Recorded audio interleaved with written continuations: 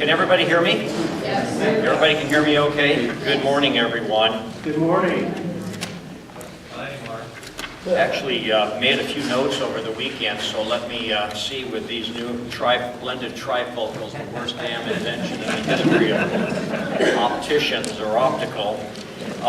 This is a role that I've played in recent years at our annual lobby days, legislative advocacy days, and that is to sort of give you a sense of the overall political and fiscal climate facing the state of Washington.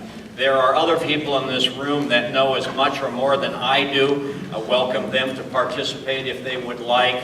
I can just tell you that this is, in my judgment, going to be one of the most unusual legislative sessions ever.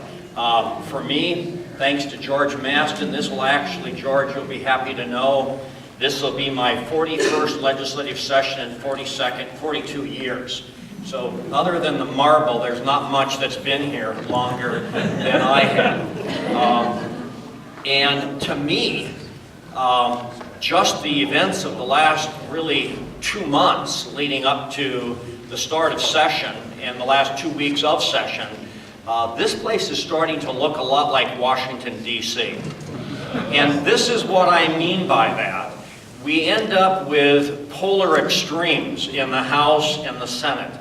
From different philosophies, I think we'll see the House producing things that are going to be much more, let's say, liberal. And the Senate, the bloc in the Senate that controls the Senate, will be producing things that will be much more conservative. I'm not saying either place is where anybody should be, but that's where I sense they are.